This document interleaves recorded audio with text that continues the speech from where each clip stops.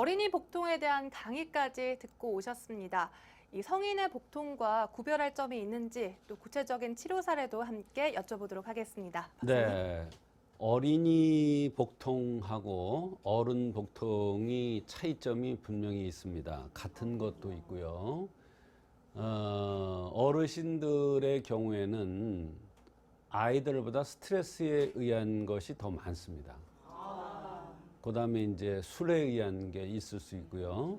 어린아이들의 경우에는 이제 선천적인 요소에서 오는 경우가 많고, 그 다음에 선천적인 요소에서 오기 때문에 오장육부에서 찾아 쓰는 경우가 많고, 어르신들의 경우에는 내상, 잡병 이쪽에서 오는 경우가 많아요. 그래서 아이들보다 어르신은 스트레스에서 오는 경우가 많고, 그 식적은 뭐 어른이나 애들이나 거의 비슷하고요. 그렇게 구별을 할 수가 있습니다. 그런데 이제 어린이 복통의 특이한 것 중에 하나가 선천허약으로 오는 게 있어요. 근데 이 복통 환자가 굉장히 많습니다. 그러니까 어린아이가 선천적으로 몸이 허약해서 오는 복통이 많다. 근데 이게 소곤중탕이라는 약을 쓰는데 거기다 이제 가감방을 해서 가감을 해서 씁니다. 근데 어떤 때 이 소곤중탕을 구별을 잘 못했으면 쫙쫙 설사를 합니다. 정말 좋은 약인데요. 이거를 잘못 판단해서 쓰면 설사를 쫙쫙 할 경우가 있어요. 그거는 잘못된 진단을 한 겁니다. 그러나 정말로 선천적으로 몸이 허약해서 오는 복통이라면 아주 소곤중탕이 잘 듣는데요. 그럴 때는 그 아이가 특징적으로 단 것을 좋아합니다. 엿 같은 거, 사탕 같은 거를 좋아하는데 그런 걸 좋아하는 아이들 보면 대개 허약해서 오는 경우가 많습니다. 자, 직접 치료한 사례를 말씀을 드리겠는데요.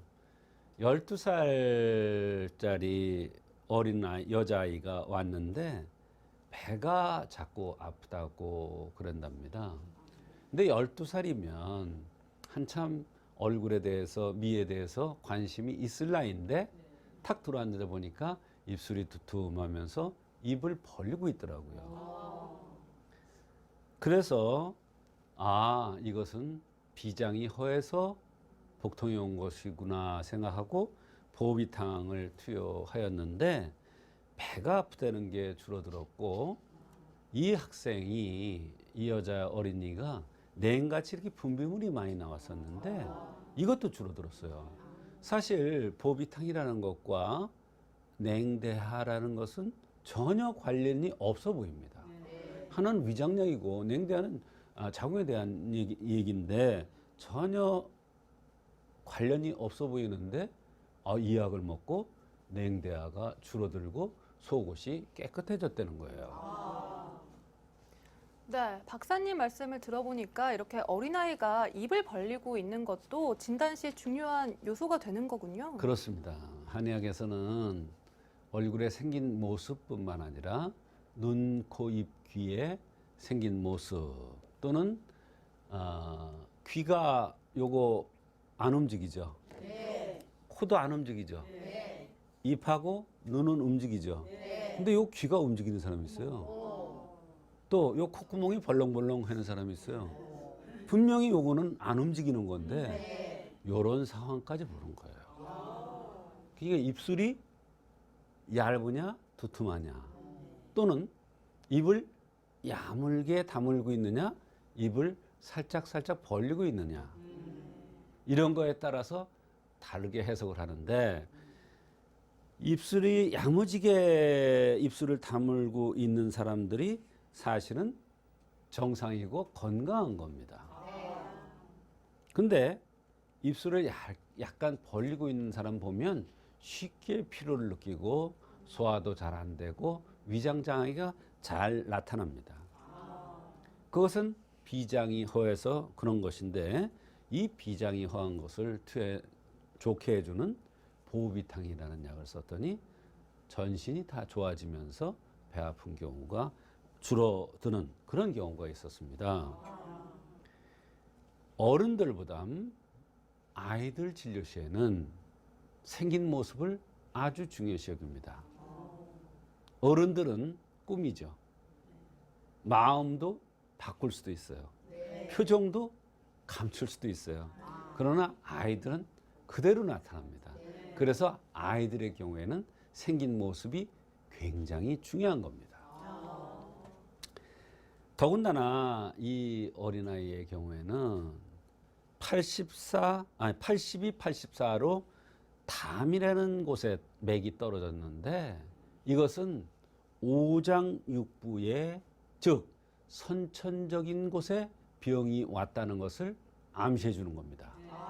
그러니까 맥이 굉장히 중요하죠. 맥을 보고 담에 떨어졌어. 이것은 선천적으로 문제가 있어서 배가 아프다는 것이야. 이렇게 판단하는 것이 한의사의 맥입니다. 그러니까 맥이 굉장히 또 중요해요. 여자들의 경우에는 맥이 또 중요합니다. 아이들의 경우도 맥이 굉장히 중요합니다. 어른의 경우에도 맥이 중요합니다. 그러나 이 경우에도 바로 맥이 담에 떨어졌다는 것은 오장육부에 문제가 있는 것이고 오장육부 중에서 비장이 허한 것으로 판단돼서 보비탕이라는 것을 투여했던 것입니다. 네. 평소 입을 잘 벌리고 있고 또 비장이 약한 아이의 치료 사례 만나보고 계신데요. 그 밖에 또 생활 속 불편함들 어떤 것들이 있었나요, 박사님? 네. 불편하다고 호소하는 것이 참으로 많았어요. 배가 아프다는 거 이외에 어지럽다고 그러면서 자꾸 들어놓습니다. 또 다리가 아프다는 얘기를 자주 합니다. 또 접질리는 관절을 접질리는 이런 현상도 있고 관절 부위에 아토피 같이 피부가 좋지 않고 거칠거칠했습니다. 잠잘 때 침을 흘리고 입안이 잘 흘리고 속옷이 지저분해서 어린아이인데 자꾸 속옷을 갈아입으려고 했다고 했습니다. 코가 항상 막혀 있고 등등 참으로 다양한 불편함을 호소했습니다.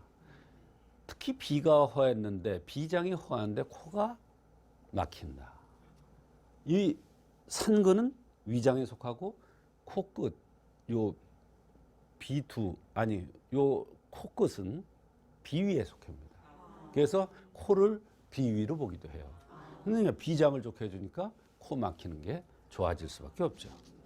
그런 이와 같이 같은 알레르기 비염이라도 생긴 모습에 따라서 다르게 치료합니다.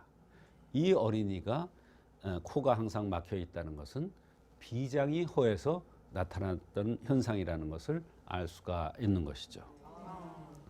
네. 12살밖에 되지 않았는데 이렇게 질염 같은 생식기 질환이 있을 것 같지는 않고 그렇다면 몸이 허해서 이런 분비물이 나올 수가 있나요?